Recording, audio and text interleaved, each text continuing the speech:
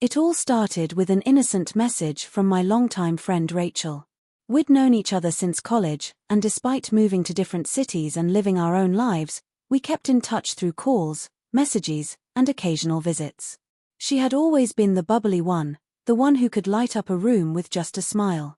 Her husband Jason was calm, calculated but warm, a perfect contrast to Rachel's fire. I hadn't seen either of them in nearly a year when Rachel invited me for the weekend to their new place in Vermont. She insisted I come alone and take a break from my hectic city life.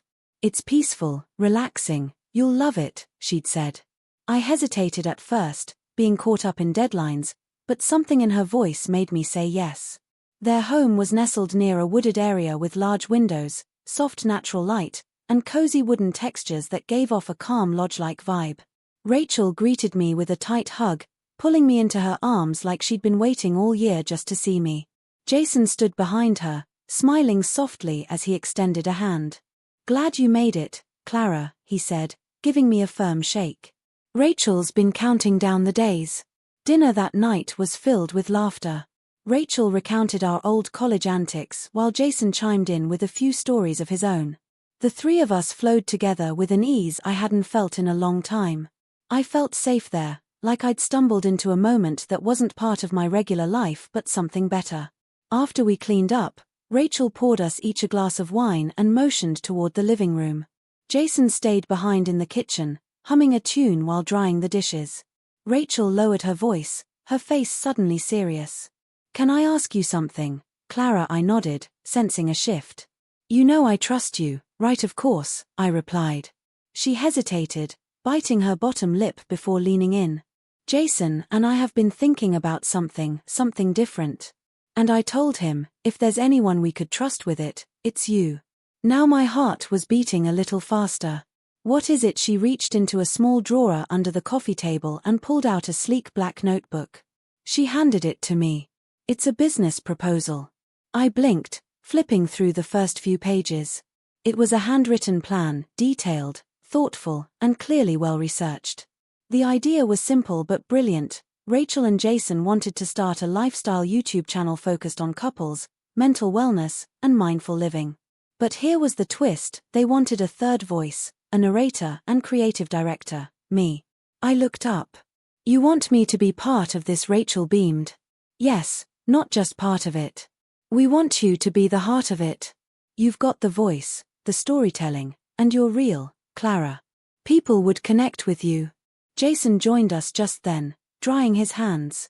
"We've seen what you've done with those podcasts, the way you talk about emotions, situations, it's magnetic.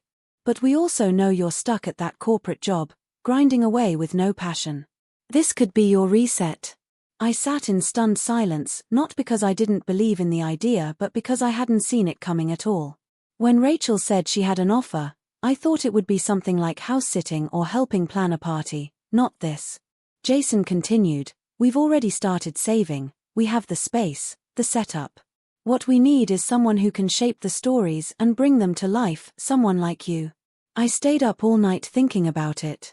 Their vision wasn't just about producing content, it was about creating a community, offering real emotional support to couples dealing with everything from daily stress to major life transitions.